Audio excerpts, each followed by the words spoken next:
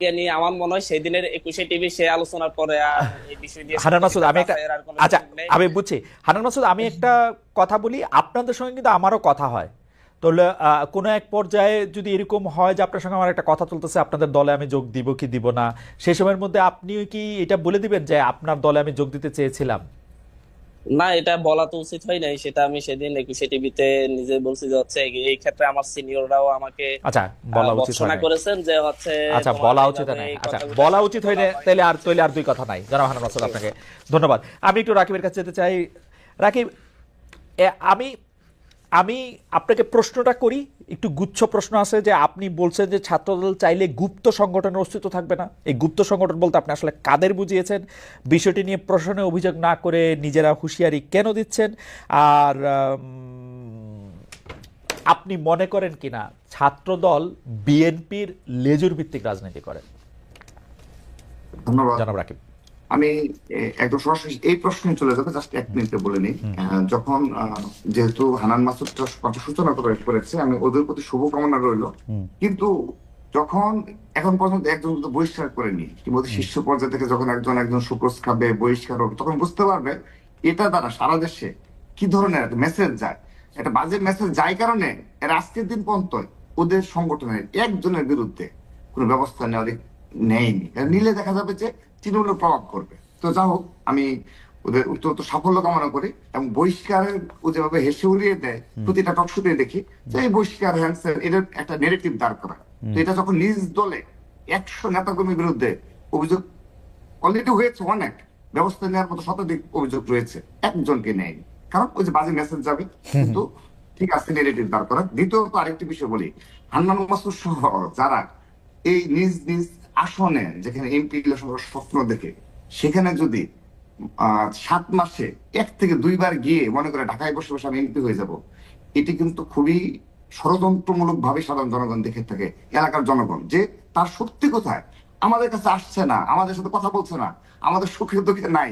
তাহলে সে ঢাকায় বসে বসে এই 7 মাসের না না, মধ্যে 2 বার কে কিভাবে রাজনীতি করবে সেটা তো আপনি বলে দিতে বা ঠিক করে দিতে পারেন না। জনগণের মনোভাব, বাংলাদেশের যে রাজনীতি এটা, সেটা যে সাধারণ জনগণের কাছ থেকে তাদের দুঃখ দুর্দশা সম্পর্কে অবহিত হওয়া। ওকে, আপনার আপনার আপনার সাজেশন ওনারা শুনতেও পারেন, নাও শুনতেও পারেন, এটা ওনাদের ব্যাপার।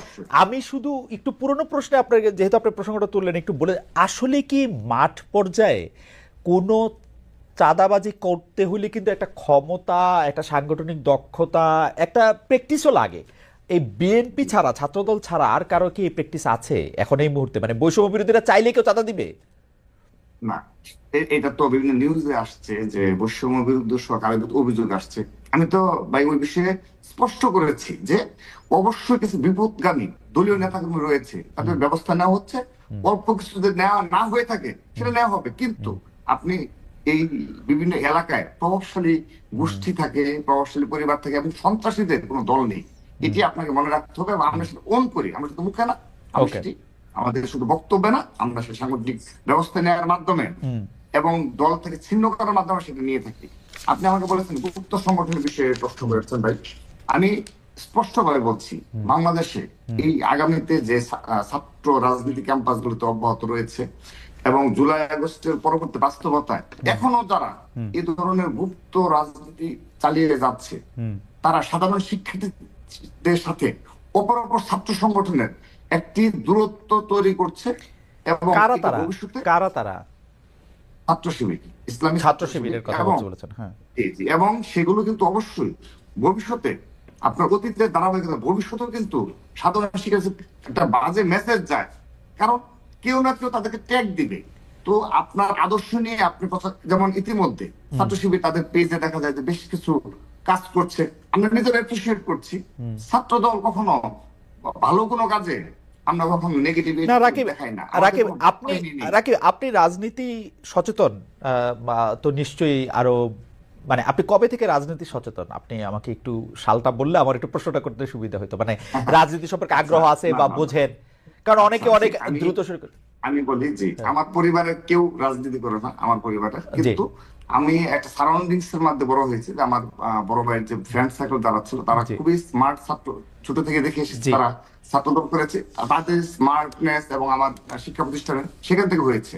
আমি আপনার এই প্রশ্নটা শেষ করে দিতে চাই, তো ভালো হয় যদি আপনি জি বলার জি, সুযোগ শেষ দেন। করেন শেষ করেন, আমি প্রশ্নটা মনে। তো সেই কারণে আপনি দেখেন যে এখন তাদের এই ভালো কাজের মাধ্যমে, আমি ইসলাম ছাত্র শিবিরকে বলছি, তাদের ভালো কাজের মাধ্যমে তারা তারা তাদের সাংগঠনিক তৎপরতা চালিয়ে যাবে। তো এটা আমরা চাই, কিন্তু আপনি যদি গোপনে কোনো ছাত্র সংগঠন পরিচালনা করেন, এতে কিন্তু অনেক প্রশ্নের সম্মুখীন হতে হয়। এবং আমরা যখন কোনো অনাকাঙ্ক্ষিত পরিস্থিতি সৃষ্টি হই, তখন তো স্বাভাবিকভাবে দায়িত্ব তাদের দিকে যাচ্ছে, ছাত্র সংগঠন দিকে যায়। সে কারণে আমি বিনীতভাবে অনুরোধ করছি এটি যেন না হয়। এবং দ্বিতীয়ত, সোশ্যাল মিডিয়ায় ছাত্রলীগ এবং আওয়ামী লীগ এবং বিশেষ করে সচিব ওয়াজের জয় স্টিল নাও তাদের সেই মিডিয়া সেল রয়েছে, এবং আপনার তাদের সেই ধরনের প্রপাগান্ডার জন্য যে ধরনের সেট আপ প্রয়োজন সোশ্যাল মিডিয়া সেটা রয়েছে। তো আমরা অবগত রয়েছি বাংলাদেশে আরো কারো না কারো এই ধরনের বট বাহিনী রয়েছে, সোশ্যাল মিডিয়া অ্যাক্টিভিটিস রয়েছে ওকে, মিথ্যা প্রপাগান্ডা ছড়ানোর জন্য। তো আমি তাদেরকে অনুরোধ জানাবো এই ধরনের অহেতুক কর্মকাণ্ড থেকে তারা বিরত থাকবে, এবং সোশ্যাল মিডিয়া প্রপাগান্ডা এবং অপরকে নোংরা ভাষায় এবং তরুণ প্রজন্মকে বিভ্রান্ত করার জন্য মিথ্যাচারে লিপ্ত হওয়ার এগুলো থেকে তারা বিরত থাকবে, সেই প্রত্যাশা ব্যক্ত করছি। ওকে। এবং আপনি যদি আমাকে সুযোগ দেন যে কেন আমি গুপ্ত সমাজের কথা বলেছি, আপনি দেখবেন যে জগন্নাথ খুলনা বিশ্ববিদ্যালয়ের যে তৎকালীন সময় স্টুডেন্ট যে ছিলেন, যে ছাত্র শিবিরের রানিং কেন্দ্রীয় কমিটির সাধারণ সম্পাদক, তিনি কিন্তু খুলনা বিশ্ববিদ্যালয়ের শিক্ষার্থী। তো তাকে যখন বলা হয় এখন যে একটা বিশ্ববিদ্যালয়ে যেখানে কোনো ছাত্র রাজনীতি নিষিদ্ধ, সেখানে এতদিন তিনি কিভাবে ছাত্র রাজনীতি কেন্দ্রীয় সংসদের সাধারণ সম্পাদক নির্বাচিত হলেন, তখন তিনি বলেন না তিনি থানার রাজনীতি করেছেন, মহানগরের রাজনীতি করেছেন, খুলনা মহানগরের। এটা কোনো কি ব্যাখ্যা হতে পারে? তাহলে না, আওয়ামী লীগের সময় তো না, এটা তো মনে হয় আপনি একটু মানে মানে আওয়ামী লীগের সময় তো তারা আসলে রাজনীতি প্রকাশ্যে করতেই পারে না, তারা তো গুপ্তভাবেই করতে হবে। এই 6 মাসের আগে তো যা ছাত্র শিবিরকে 15 বছর ধরে আসলে গুপ্তই থাকতে হয়েছে। কিন্তু আমার প্রশ্ন সেটা না, নাকি আপনি কি এটা একটু আলোকপাত করবেন? ছাত্রলীগ ছাত্র শিবিরকে এখন আপনি যে গুপ্ত সংগঠন বলছেন, ছাত্র শিবির আসলে অপারেটই করে সেরকম করে, মানে 20-25 বছর 30 বছর ধরে সেরকম ভাবেই করতেছে। তো বিএনপি বা ছাত্রদল কবে থেকে ছাত্র শিবিরের সাথে এত পারস্পরিক সাংঘর্ষিক হলো, বা কেন? মানে এইবার এটা কেন হচ্ছে? আপনারা আলাপ আলোচনা করে নিজেদের মধ্যে বিরোধ মিটিয়ে ফেলেন। বুঝতে পারছি। না, হ্যাঁ? ধন্যবাদ খালিদ আপনাদের ভাই। তো বন্ধু আপনি যেহেতু ছাত্র শিবির। সরল ভাষায় বলেছেন জি। যে এরা গুপ্ত রাজনীতি করে, কিন্তু শিবিরের শীর্ষ পর্যায়ে তো আমাদের সাথে যখন সাক্ষাৎ হয় হ্যাঁ। কিংবা টকশোতে বসে, তারা তো কখনোই স্বীকার করে না যে তারা গুপ্ত সংগঠন।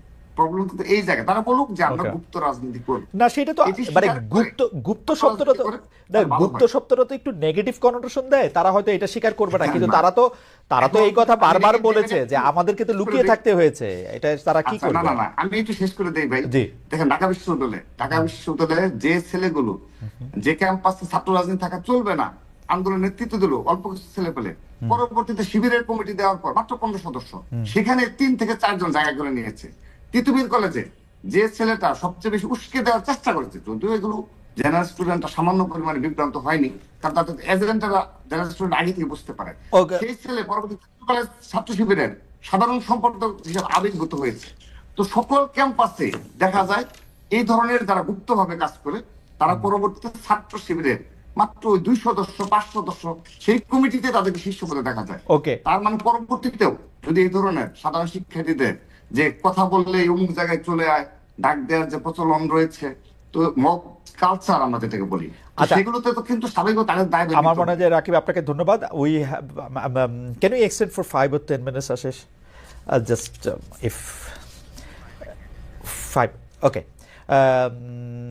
Thank you. আমরা একটু জনাব হান্নান মাসুদ, আপনাকে একটা গুচ্ছ প্রশ্ন করতে চাই, আপনি যদি একটু যেহেতু সময় কমে আসছে একটু যদি ইয়াতে বলেন। আমরা দেখছি যে মরাল পুলিশিং হচ্ছে, মানে আপনি কাপড় কীভাবে পরবেন না, তারপরে হচ্ছে যে আপনাকে দেখা যাচ্ছে যে চায়ের দোকানে ধূমপান করতে সময় আপনি ছেলে না মেয়ে সেইটাকে দেখা, স্বরাষ্ট্রমন্ত্রীর বিবৃতি, এসব বিষয় নিয়ে আমরা কিন্তু মানে ছাত্র জনতার সামনে আমরা সেনা সদস্যদেরও অনেক সময় অসহায় অবস্থায় দেখেছি। আপনাদের দলটা আমরা একটু বুঝতে চাচ্ছি যে আপনাদের দলগত অবস্থান কি এসব ব্যাপারে। পাশাপাশি যদি এইটাও বলেন, আপনারা যে স্লোগানটা পিক করেছেন ইনকিলাব জিন্দাবাদ, সেইটাও কি আসলে কোন জায়গা থেকে আপনারা আপনাদের দলটাকে করছেন? আমরা যদি মোরাল পুলিশিং, ধূমপানের প্রসঙ্গ আমি বললাম, গায়ে কাপড় কিরকম দেয়া না দেয়া, এই ইনকিলাব জিন্দাবাদ, আপনাদের আসলে দলটার ম্যানিফেস্টো বা দলটার ইডিওলজি কি আসলে এইসব ব্যাপারে? না, আমরা খুবই উদ্বিগ্ন এই বিষয়গুলো নিয়ে। পাশাপাশি হচ্ছে তবে বাংলাদেশে তো হচ্ছে প্রকাশ্যে ধূমপান তো এমনিতেই নিষিদ্ধ বিশ্বের যে কোনো রাষ্ট্রেই, সেটা নারী হোক পুরুষ হোক। তার উপর হচ্ছে রমজান মাস হিসেবে স্বরাষ্ট্র উপদেষ্টা যেটা বলেছেন সেটা অবশ্যই উনি ওনার এই কথা সাপোর্টিভ। তবে হচ্ছে কেউ কাউকে সে কি পোশাক পরবে, হিজাব পরবে নাকি হচ্ছে সাধারণ পোশাক পরবে, এটা কেউ কাউকে বলতে পারে না। যদি কেউ বলারও থাকে তার বাবা মা থাকে, এখানে বাইরে থেকে কেউ এসে কোনো মেয়েকে এটা বলবে, এটা কোনো মতেই গ্রহণযোগ্য না। এটাকে আমরা টিস হিসেবে ধরে নিই।